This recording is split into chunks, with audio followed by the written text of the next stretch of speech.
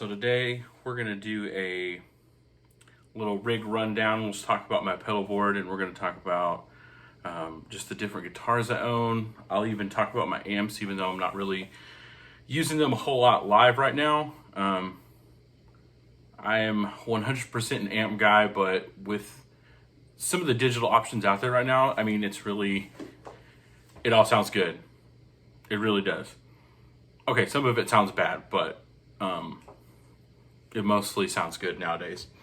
So, well, let's get to it. So the pedal board, I've got it right in front of me. Some of it's pretty basic. Some of it is gonna be pretty common, but some of it's not as common. So what we have, I'm gonna demo it as I go. Yeah, I'm just deciding that right now. That's what we're gonna do. We're gonna demo it as we go. So to start off the chain, we've got the Boss TU3 chromatic tuner. That's where my signal starts. It goes into the board and just comes up through a patch cable into the chromatic tuner. Goes straight into the Walrus Audio Deep 6. I don't know which version it is. It's an earlier version. I always leave it on. I know there's a lot of debate about always on, not always on. I like it always on. For me, I don't use it a lot for sustain. It's just to kind of give my sound just a little bit of body, but basically it's doing nothing. Maybe it's just more of a comfort tool than anything else, but you'll get to hear what it sounds like. So this is with just the compressor and the blue sky on. So let me turn the blue sky off. All right, so this is just the compressor.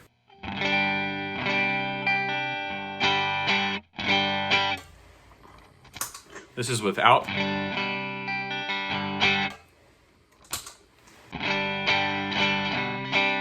So yeah, that's kind of my basic tone. There's some noise in there. I've got a bad patch cable that I've been trying to track down forever. I change all of them and then it's still there. So I'm gonna find it one day. Or perhaps one day I won't find it and I'll just have dirty crackle in my signal forever. Anyway, moving on. From there it goes into the Electro Harmonics pitchfork, which I leave always on and is hooked up to this Dunlop Volume Mini, Volume X Mini. The Junior is Ernie Ball. Horror Stories. But yeah, so that's hooked up to the pitchfork. So I just kind of leave the pitchfork on all the time.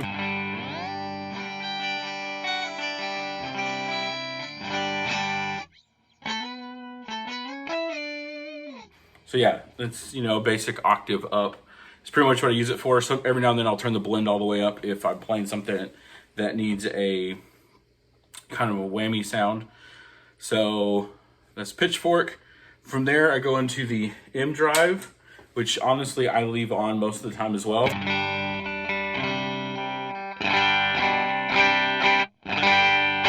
So that's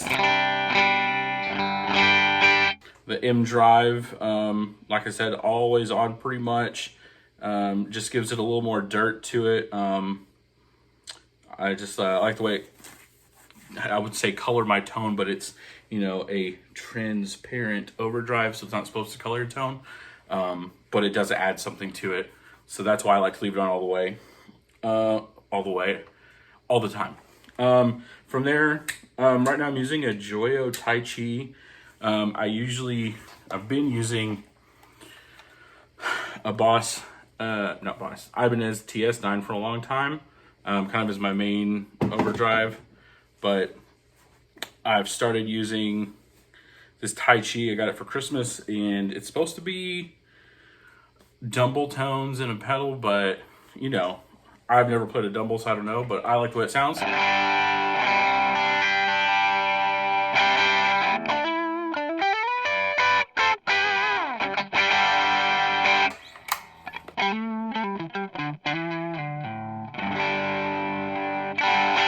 So yeah, that's the TaiChi. I pretty much use that for any kind of big sound. So if we're playing, playing a song, it's down chorus or whatever, or down like a verse, I'll kick that in for like big choruses, big rhythm stuff, or even different lead lines. are pushed, it's just kind of like my second stage. So like stage one, stage 2. Then here I have the Mosky Silver Horse, which is like another clone pedal. It's supposed to be like a clone, obviously, because the Archer Horse Scimitar guy on it. It sounds like this. So often I actually don't use it a lot, but one thing I will use it for is if I'm playing and I'm already on like a second stage. So if I'm on my second stage and sounds like that, and I want to stick out and do like a really big solo, I might kick that on.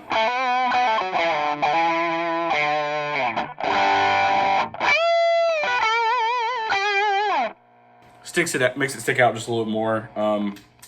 Also, I might do the same thing with the Emerson.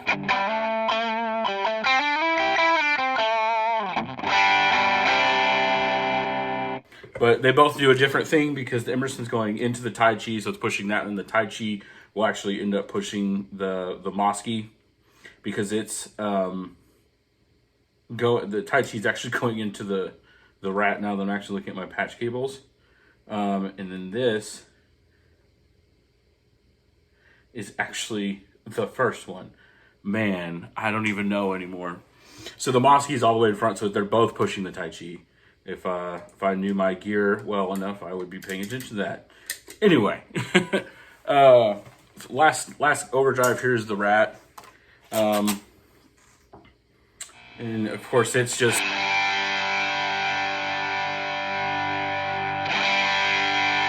It's my last stage of overdrive. It's the nastiest. I mostly use it if the whole song is a lot of just power and grit and distortion. So if I'm playing some like Planet Shakers or even some like Ty Tribbett stuff or what am I thinking of? BJ Putnam. Some stuff like that. It's got some thicker guitar tones. That's what I'm going to go with. So from the rat, I'm actually going past the volume pedal into the analog chorus. So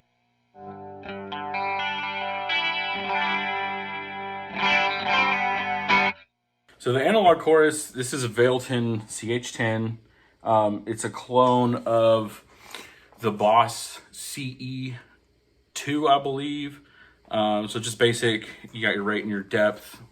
Not a whole lot there. It's a chorus for sure. From the analog chorus, we're gonna go into this Tomsline mod station. I literally bought it because I wanted a tremolo, and it was like $20, and it honestly is like one of the worst pedals I've ever used in my life. It's super noisy. I mean, you probably can. Well, yeah. It pops a lot when you turn it off and on, but I don't use it a lot, and every now and then it comes in handy if I really want some tremolo. So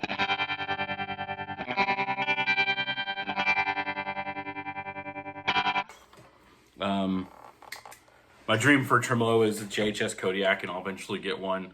But at the same time, I'm not worried about it since I said I don't use it a lot. So all right, so next we've got from there it goes into the volume pedal, and then after that's all my time-based effects, so my delays and my reverbs. So this is the TC Electronic Noble delay. They're pretty old, but I like it. I try to keep it somewhere between analog and tape on the color, and you can kind of see how I have it set. I don't take advantage of like any of the preset options on it. I do have some presets saved. Let's see what we got here. You know, like the dotted quarter. If I really need it, I do have that saved in there. Yeah, that's really it. I mostly just use it on manual. One day I'll switch to where I actually run it run a different delay with presets and such. But from there, I go to the DD5, and of course that's for the dotted eighth.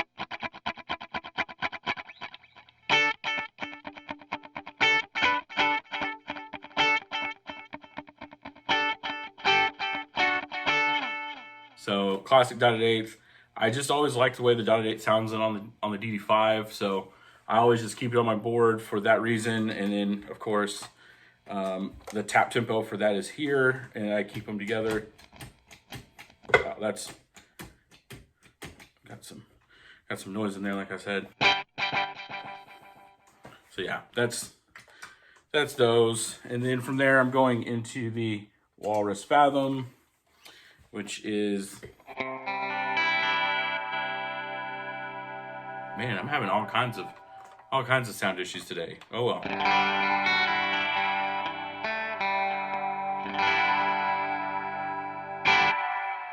And of course that has this is a sustain function as well.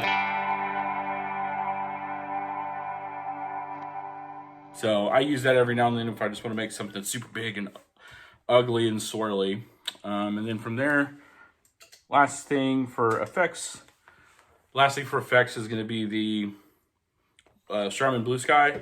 I just have a light room setting on the on-off.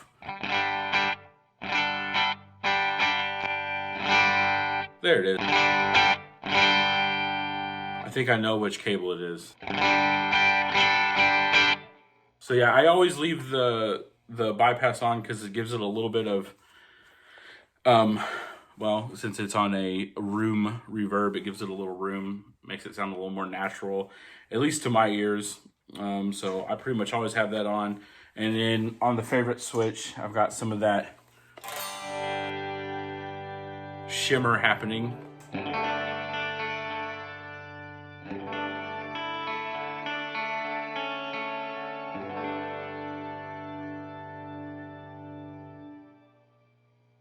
So that's all that. From there, my right side actually goes to this, you'll see this green FET preamp. That's a clone of the Boss FET preamp from the 80s. The Edge uses it. I'm sure I'll talk about it 100 times, but found that they're pretty cheap, but I like them. They sound good. They make my tone sound better, even if I'm just running through my Vox. And then that goes into the Mooer radar, which is an amp and cab sim. I have it set up on a twin verb, it's like a twin reverb 212 cabinet. Power amp is set up with some, I believe 6v6s. Let's look.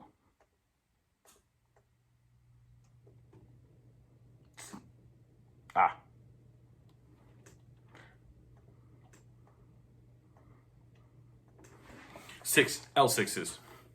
And then the other side from the Blue Sky goes to this Mooer. It's the UK Gold PLX, the 019 model, which is a preamp in a pedal.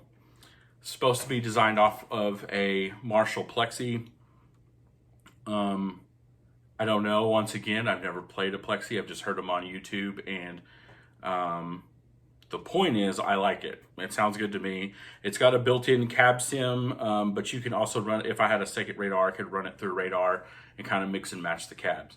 So that's my pedal board in all of its nastiness. The actual board is, I bought some IKEA shelving, cut it to the size I wanted, bought a case with a lid from Rondo Music. Maybe I'll put a link in the description for Rondo. Nothing special. It's not even super protective. I just, it was in my budget at the time, and that's what I have now. And then I just cut some wood down and made the pedal board the way it is. So yeah, that's everything. All of its quarks. Like the broken LED light on the Walrus Deep 6, and all the noises. I think there's a bad cable with a short in it connected between the rat and the volume somewhere. So I'll track that down one day, and maybe I'll let everyone know that I figured it out. So that's my pedal board. Let's move on to some guitars.